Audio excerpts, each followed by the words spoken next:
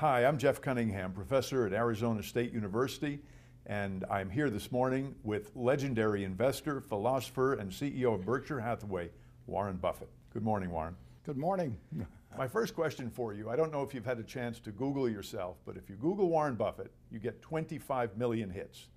And my question is, you're a sitting CEO, you're wealthier than Midas, but everybody thinks you're a champ. How do you do that? Well, I don't know about that. I think when you get older, they forgive a lot of things. So I think if I ever make it up to George Burns' age or something, and I just have a cigar in my mouth, and people will really love me then. You're arguably the most interviewed CEO in history. Is it your ability to communicate that comes from instinct, or is it something you've learned over the years? Well, I certainly learned to speak in public at one time. I was terrified of speaking in public when I was in high school. I avoided any class that would require it, and in college. And then I finally signed up for a Dale Carnegie course. When I got out of school, I realized I had to talk to people, and I spent $100. I got this little diploma.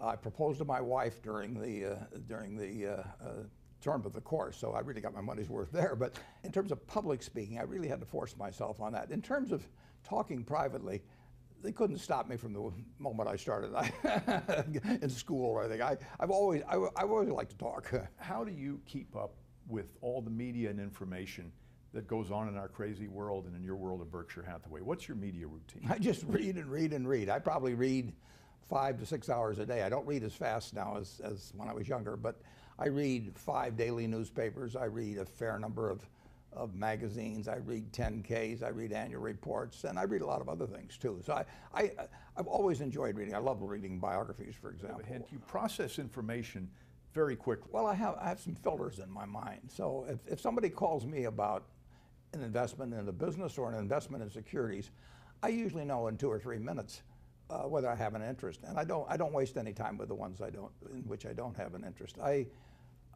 always worry a little bit about even appearing rude, because I can tell very, very, very quickly whether it's going to be something that's will lead to something, or whether it's just a half an hour, an hour, or 2 hours of chatter. When I think you wrote in an annual report, it was in 2009, speaking about the country, about the economy, we are certain, for example, that the economy will be in shambles throughout this year. The problem was that wasn't the complete quote. It led the impression that you were unduly pessimistic about the country. How did you respond to that? Yeah, well, I wasn't at all pessimistic about the country. In fact, I wrote an op-ed piece for the New York Times in October of 2008, just when the world was kind of falling apart. And I said the world is going to fall apart for a while, but don't worry about it. We're going to come out fine on the other side. And I said, buy stocks. And I've never been pessimistic about the United States. I bought my first stock in the spring of 1942. I was 11, and if you remember, you don't remember. No one watching this will remember. But we were losing the war at that time, and we were getting totally creamed in the South Pacific, and the Philippines fell, and the Death March at Bataan, and all of that sort of thing. It was not until the Battle of Midway, which was a little later, that things started turning around. But I was optimistic on the country then, and I've been optimistic on the country ever since. And incidentally, the Dow Jones average then was 117,000 now. No one has ever been a success betting against America since 1776, and they're not going to be a success in the future doing it either. I know when the Dow hit 1,000, it was a moment of euphoria. Yet, if I'm not mistaken, you plowed in and you even raised more funds. Has the Dow ever felt to you like it was way too frothy? There were a couple of times when it looked too frothy to me, but that's in 50 years. And I gave a talk in 1999, and it's gotten reprinted in Fortune subsequently. And there have been a couple of times when it really looked to me like people had gotten too excited. But even then, I knew that the country would, any marker that we'd established, we were going to surpass later on. And that continues true to today. I mean, this country's just getting started. I was reading a Lincoln quote the other day. With public sentiment, nothing can fail. Without it, nothing can succeed. And of course, he was talking about what led to the Emancipation Proclamation. When I think about your world, 330,000 people who are employees of Berkshire Hathaway or its subsidiaries, how do you send a message that they are being scrutinized under the microscope by the media at all times? Well, I send a message to their managers. Those 330,000 people work for maybe 70 or so CEOs, and in turn work for me. So my job is to have those 70 CEOs sending out the right message. So every 2 years, I write them a very simple letter. It's a page and a half. I don't believe in 200-page manuals, because if you put out a 200-page manual, everybody's looking for loopholes, basically. But page and a half, it's very hard for them to argue about what I'm talking about. So I tell them, you know, that my reputation, Berkshire's reputation, is in their hands.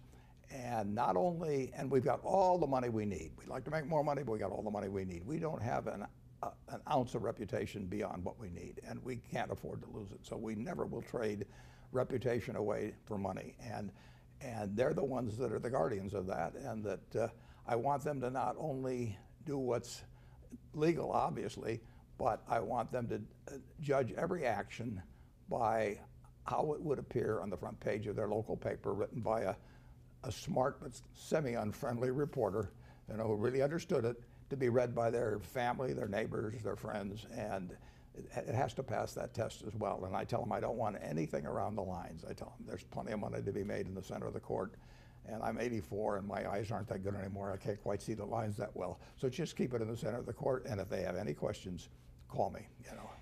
Even the occasional dust-up at Berkshire There will be. is big news. Yeah. And I'll pick on Solomon only because it's history now, Yeah, and it's a good a one. lot of time to reflect on that.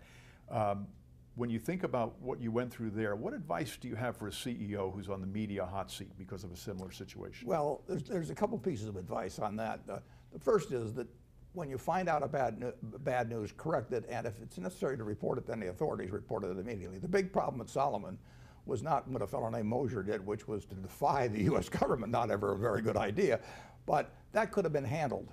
But he reported it, he didn't report it. John Merriweather, his supervisor, picked up on it in late April of 1991 and went to the president and the chairman and the chief legal counsel of Solomon and said, here's what this fellow Mosier's been doing. And they all agreed it was wrong. They all agreed it was reportable to the Federal Reserve promptly. And unfortunately, nobody did anything. And then in the middle of May, Mosier went out and did it again. And now you got a terrible problem, because you knew the guy was a bad actor a few weeks earlier, and you hadn't reported it, and now that compounded there, and then you're in a real pickle. So when you find bad news, you know, I say get it right, get it fast, get it out, get it over, and get it right is important.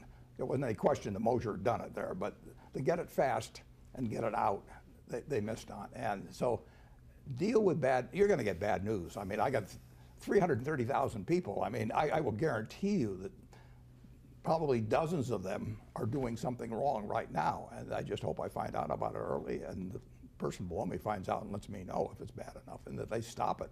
So you can't have a city of 330,000 without an occasional crime of some sort. So it's going to happen, and you've got to do something about it fast when it does happen. I know you're acquainted with the concept that journalists write the headlines before they do the story. What's your advice for this situation? For instance, Walmart pays fewer than 6,000 of its 1.3 million employees the minimum wage. But the headline is, unions decry minimum wage policies at Walmart. How do you solve that? It's very tough, because it's a better story from the standpoint of the writer, and particularly the headline writer. The second story is a better story than the first story. And the biggest sin in journalism that I see, and I think, incidentally, I think I probably, as a CEO, have spent more time talking to journalists than perhaps any CEO in the country. Partly that's because I'm 84, but partly because I like to talk to journalists too. But the greatest sin they commit, you've got to start a story with a hypothesis. I mean, you're looking into something because you have a working hypothesis, but you have to give up that hypothesis if it turns out not to be correct, or if it's misleading in a major way. So I always worry about the journalist that calls me. They've decided what story they're working on, and all they're looking for is confirmatory evidence. So I call it quote shopping. They'll talk to me for 45 minutes hoping they get one quote that confirms their story, and ignoring the other 43 minutes when I tell them things that should limit the story. So it's very natural. You know, you get time invested in it, you've got this working hypothesis, you know, terrible what Walmart does with their employees or whatever it may be. And you may have some people who have an interest in it feeding you a lot of material along that line. And once you've invested a lot of hours and your editor knows you've invested a lot of hours, maybe it was the editor's working hypothesis to start with. Now you got to go back and tell him he's wrong or her. I mean, there's a lot of momentum toward a bad story. There's a lot of momentum toward a good story too. But you have to be able as a writer to say, my hypothesis is no longer correct. And all it was a hypothesis. That's no sin to say that, but it's hard to do. You're referring to what almost feels like ego on the part of the journalist, but there's also the question of an anti-business bias. And I'll just pick on a headline. Billions of penalties later, Dimon, the chairman of JP Morgan, gets a raise. But the truth was that there were billions of penalties, there were fines, there were cuts in salary, the company was turned around, and the salary was restored. Is that too much to ask of a headline writer? Well, I always worry about the headline writers. Of course, the reporter always says, well, I don't write the headlines. And I ask reporters occasionally, I say, you may not write the headline, but before the story runs, you should at least be okay with the headline. I want you to be able to tell me after the story runs that you were okay with the headline, because the headline is what 10 times as many people are going to carry around in their mind later on as the story. So don't tell me you're absolved of everything because you don't write the headlines. And good reporters will do that, incidentally. They don't write the headlines. I know that. But if they feel the headline misrepresents their story, then they've got an obligation to complain to the editor. But going back to the Dimon example, I mean, you know, most of the things that JP Morgan got penalized for were acts at WAMU, which they took over, or Bear Stearns, which they took over. At the time they took over those two institutions, the United States government was on their knees begging them to do it, basically, through the various agencies. I mean, they were doing something that was a public service. That doesn't mean they didn't think they'd benefit by it, but they were totally following through on something that the government wanted to have happen very badly. And they picked up, unfortunately, they wrote those contracts very fast, and they picked up the sins of those organizations which they had nothing to do with. Now, that doesn't mean that JP Morgan hasn't gotten fined for some things they did as well. But overwhelmingly, those were huge fines from the past. And when the government wants to levy a fine, you just salute and smile and say, do it again. You know, basically, we got fined $290 million at Solomon. If the figure had been 100 million, if it had been 500, there was nothing I could do about it. I had to agree to it, and that's just the way it is. So it could be a little tough, and Jamie Dimon has done a terrific job of running JP Morgan. It was very fortunate for the United States citizens that Jamie Dimon was running JP Morgan during the financial panic. It is true that one reason, we won't necessarily call it haste, but one reason for urgency was the companies they were buying were melting down. They were gone. They'd already melted down. They may not have known it, but they were gone. And they were important institutions. And WAMU came along right after Wachovia, after Freddie Mac and Fannie Mae, and all. The dominoes were toppling. And here was another very big domino. And the FDIC could have taken it on, but there would have a lot of problems connected with that. And JP Morgan stepped up. The FDIC did get involved, but believe me, the panic of 2008 would have been far worse if JP Morgan hadn't been there and Jamie Dimon hadn't been running it. There's an media example that hits a little closer to home.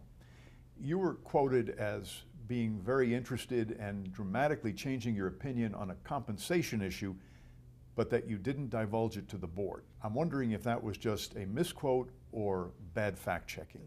I disagreed with the level of options being authorized, which the Coca-Cola company stated in the proxy material would likely be issued within 4 years. I thought it was excessive.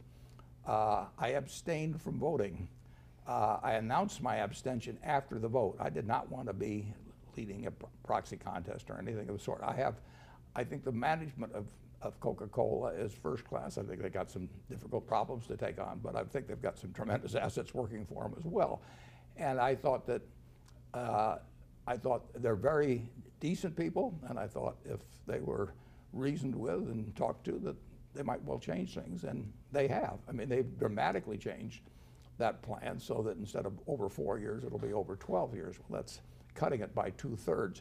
The chairman of the compensation committee is a very first-class person, very smart. She picked up on all the points on it, and they made the changes. So the abstention accomplished something very significant for Coca-Cola shareholders. The board of Berkshire wasn't involved with it. I mean, basically, we talked about it afterwards, and they approved of both the abstention and my suggestions to the Coca-Cola board. There was criticism that you only abstained in the media. Yeah. Yours was what I would call the abstention heard round the world. That reflects a lack of understanding of the boardroom on the part of many journalists, does it not? It really does. I mean, look at what we've accomplished by the abstention. You know, we're the largest shareholder of Coca-Cola. We want to be the largest shareholder of Coca-Cola. We want to be helpful to Coca-Cola. They want to do the right thing. There is no basic conflict at all between us and the Coca-Cola company. In fact, there's admiration on my part for the Coca-Cola management. I thought they made a mistake in doing what they were doing, and the abstention has worked out in terms of vastly changing the plan. And voting no and creating a ruckus would be been a very dumb thing. It would accomplish nothing. They would have dug in their heels. In all likelihood, that's human nature. It might have been more fun for the press, but it wouldn't have accomplished the goal. People they don't really I mean, you're dealing with a human institution. These are decent, high-grade human beings as directors, and I hadn't talked with them about the plan. I was not a director. My son was a director, but I wasn't a director. I did not know they were going to say that they were authorizing those shares to be issued over 4 years. When I read it, I thought it was a mistake. And what should I do? Should I start condemning all these people at Coca-Cola, telling the world they're terrible people? They're not terrible people. What I should do is convey my feelings to them. And I'm not going to vote for it and then talk to them afterwards. I mean, this was shortly before the annual meeting, but I did abstain. And then I talked to them, and now we've got a very sensible plan. And no personal relationships have been damaged. People do not feel they've got an enemy out there, which they don't have. It just makes sense in terms of human behavior. But it would have been a better story if I'd taken out ads or something and said this is the worst thing that's happened in history. The journalist's pet peeve, of course, is the banks, as we've been discussing. They see headlines where Bank of America has to pay $18 billion in penalties, and the follow-up is, why isn't anyone going to jail? Why is it that journalists look at business results as a crime to be punished? Well, I think that there have been individuals do things in business that they should go to jail for, and they have, and sometimes they should, and they haven't gone to jail. But there's two different. There are corporate sins. I mean, take the Solomon situation. The fellow that committed the original act, I think he went to jail for 4 months. I mean, he is the guy that caused our problems. But the second problem was not reporting it. Now, did you send somebody to jail for that or something? I don't think so. You penalize the company big time. I don't think you put them out of business or anything of the sort. And we paid a big price for the fact that Moser's actions were not reported to the Fed in a timely manner. It was important that the company pay that fine, and that we acknowledge the fact that that was a very wrong thing to do. You don't go around insulting the United States government on its regulations for selling U.S. bonds. But for an action, I think Moser probably should have gone away for a lot longer period, but I may be biased on that. But I don't think other people should have. And you just have to make a determination about when the activity of some individual is criminal. I think that they should be prosecuted. But every time something goes wrong at the corporate level, we've had things go wrong at the corporate level. I will promise you that in the next 5 years, something will happen at Berkshire that is the wrong thing for somebody at the corporation to do. I mean, and we'll correct it, but it's going to happen from time to time. And I don't think I should go to jail if one of our 330,000 people does something they shouldn't do. But in a sense, we're speaking of two sides of the same coin. The first one was the abstention, where journalists don't understand the boardroom, in a sense, and how it works. They don't participate in it. The second one is a misunderstanding of civil versus criminal law. it's not only a journalist issue, it's a country issue. Is there something we can do to better educate journalists? Should they be taking sabbaticals and working for Berkshire for 6 months or a year? Wouldn't be a bad idea. You know, it is very tough that, I quoted Mickey Mantle as saying one time that it's amazing how easy this game is once you get up in the press box. I mean, you know, and there is that problem. Of course, at the Washington Post, they used to say you don't have to be dead to write obituaries, so it isn't necessary that you have experience in everything to write about it. But particularly if you're going to be a business journalist or a political journalist, you really should understand business. And going back to our boardroom example, boards are social organizations as well as having business responsibilities. But it's very important to understand how human beings act. And I've been on 19 boards. I mean, I can tell you that most journalists probably, and most Americans, and maybe many many people that write about business, they really don't understand the dynamics within a boardroom.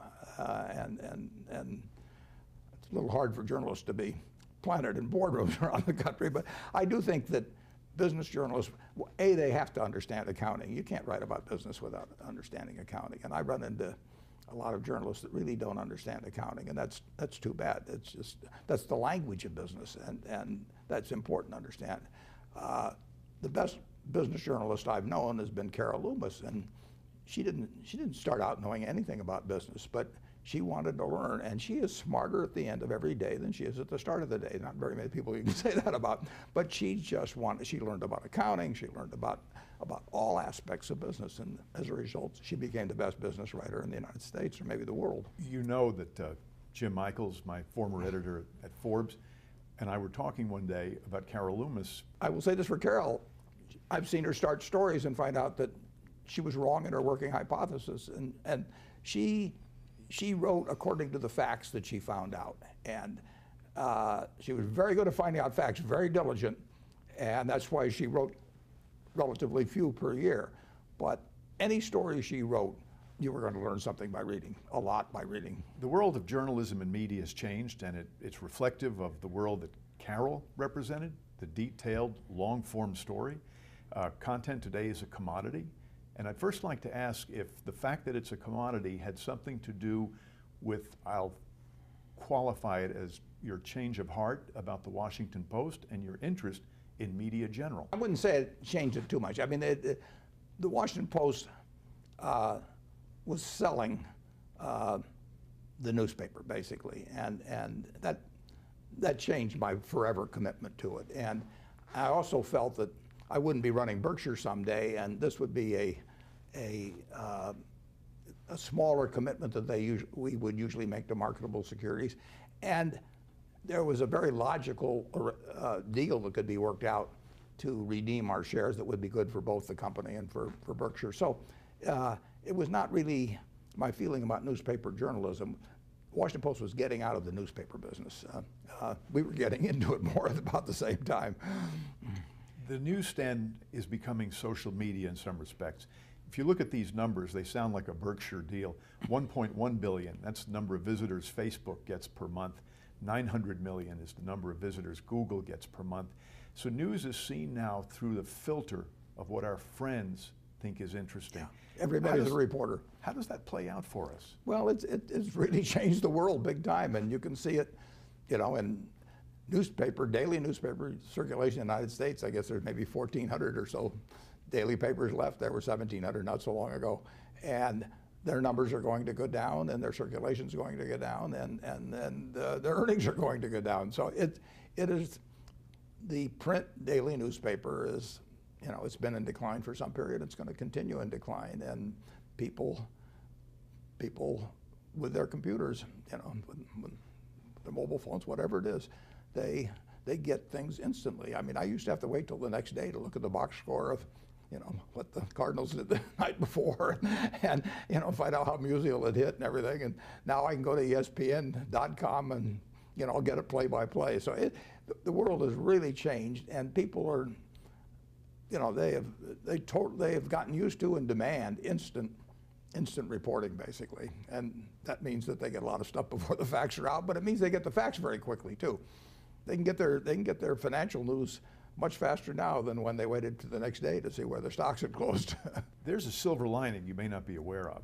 Social media, the big play right now is Twitter for news organization. Warren Buffett and Berkshire Hathaway alone are 39 characters in a 140-character tweet. But your partner, Charlie Munger, is primarily grunting, and so he only takes up 2 or 3 characters. He's a valuable asset in the social media world. He's essential. The key to our communication strategy. I still love long-form journalism. You can argue that a 10K is really long-form journalism, and that's how I get my information. How does Berkshire deal with social media, or do you ignore it? We pretty much ignore it. If you look at our webpage, for example, I mean, we came up with it 20 years ago. It's the same thing. It actually represents what we are. Now, we communicate with our shareholders more than any other company that I know of. I mean, I've just gotten through writing the 2014 annual report. 20,000 words, and those are my words. They're not some investor relations department or public relations department. They're not part of a sales document. We fell on our face in one respect last year, and I talk about it. I try to write that as exactly as I would write it to my sisters, assuming that they had virtually all of their net worth in Berkshire. They were interested in it, but they didn't follow it day by day, and they want to know what I think and what went wrong and what's going right and how I think the world will develop and a whole bunch of things. So we want to communicate directly with people, and I really feel that if you want to talk to people honestly about a subject in which they care about, certainly they care about their money, they'll listen. I mean, I do not worry about the number of words when I write that report. I worry about telling them the things I'd want to know if our positions were reversed and they were telling me about my investment. In some respects, you anticipated the social media world. You mentioned earlier in our conversation the page-and-a-half memo that you send to your leadership every 2 years. The operative term today is TLDR, too long, didn't read. And you understood that if things were too long, people wouldn't read it a long time ago. So in some respects, you've seen where social media is going and you anticipated it. Well, perhaps, but I also want to make it short because there's really only a few fundamental ideas I want to give those managers, and I want to make sure that they don't get lost on page 83 or something of the sort. People usually can't absorb 15 or 20 messages, but in terms of writing about Berkshire or talking about it, I feel we want to give people every bit of information that I would like to receive if I were on the other end. It reminds me, I spent some time with Mark McCormick, who's the founder of IMG, the famous sports management company. What you didn't learn at the Harvard Business School. Exactly, Yale Law School though. Yeah. He put a contract together, and his legal team got back to him, and he sent back a note with crayon on the top. This is too over-lawyered. Get it back to me in 1 page. And this is coming from a lawyer. Do you find that we're over-lawyered these days in communications? I'm enclosing in our annual report this year the 1.5-page contract we used to buy National Indemnity for $8.6 million. National Indemnity now is the largest insurance company in the world by net worth, and it was 1.5 pages. We've had 1-page contracts for other companies. I can't seem to pull this off anymore. I mean, I send these 1-pagers out to our lawyers and say, let's get it down to this and let's get it done by next week. But the world seems to have changed on that. I still would go for the 1-page contract. You know, I like to deal with people where I feel a 1-page contract will do the job. If I have to have 50 pages in there to protect me against the guy I'm dealing with, I'll always wonder whether I needed 51. Just as an aside, I think National Indemnity was your first foray into the insurance business. It's a deal that you chased, and I believe you overpaid for it. Well, I hope the seller feels that way. Who were the greatest business editors, do you feel, in the time that you've been observing the scene? And in their passing, have we lost something? Jim Michaels was an incredible editor. I mean, he could put out the whole magazine, and he proved every story he edited, and he edited them all. It was improved by his touch. Barney Kilgore was a sensational editor. I mean, he envisioned a world defined by interest rather than by geography. So he took a daily newspaper and said, I'm not trying to make this interesting you know, because you live in Omaha or you live in Peoria. I'm going to make it interesting because you live in the city of business. And he created, you know, a fantastic paper. Ben Bradley was a great editor, not a business editor, but he was a great editor. But, I think you'll see other great editors in the future. You know, the talent required for being a great editor has not been extinguished now. So maybe the formats have been reduced to which that editor can apply his talents or her talents, but I think you'll see other great ones. Do you think in terms of the media we're going through a transitional era and we'll end up in a rational place, or will we see pictures of movie star selfies and cats on the front page of the New York Times? Well, I don't think we'll see them on the front page of the New York Times, but we'll see them every place else. People, you know, that's why People magazine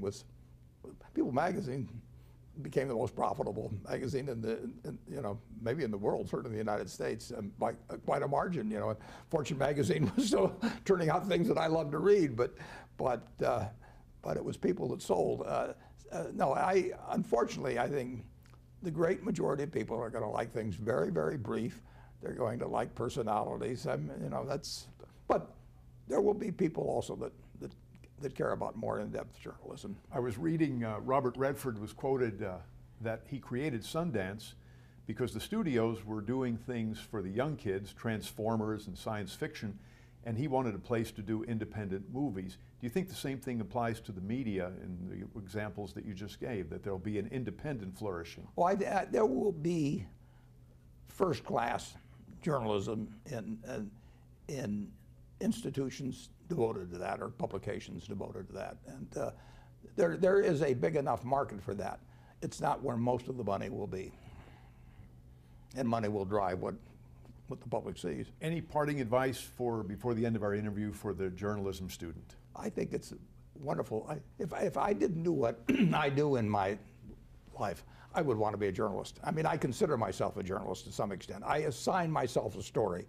I say, is the Washington Post Company worth $22 a share in 1973? I say, you know, is the BNSF Railroad worth us paying $34 billion? I assign myself the story. It's my working hypothesis that it is, but then I go and look for the facts, and I try not to be selective about the facts that I use as input. So journalism, it's fascinating. You know, I love it. I would say that A, you should always observe that rule about not letting the hypothesis determine the story. B, you've got to learn. You've got to learn about accounting. You've got to learn about how business works if we're talking about business journalism. And you can always get smarter. And if you do the right kind of a job, you will attract the right kind of sources. I mean, you know, I am a source for certain journalists, and the reason I am is because I admire their work, and you know, the others get no place with me. So it's very important to, if you want to become a great journalist, you know, to behave like one as you go along, and then all the other pieces will fall into place. And you want to have a curiosity about business. You know, there are so many good stories that haven't been written yet, a few of them which I know. And so it is, you couldn't be working in a better area. And there's always going to be business. Business is always going to be important to the body politic as well as be interesting to a lot of readers. And if there are so few that are good, that you're going to stand out if you really work at it. One last question. You're expecting 40,000 at this year's annual meeting? I wouldn't be surprised if we topped that, yeah. This is your own social media gathering, you know that. The annual meeting has become a media frenzy, yet you've managed to maintain a common touch. Do you attribute that secretly to your ukulele playing?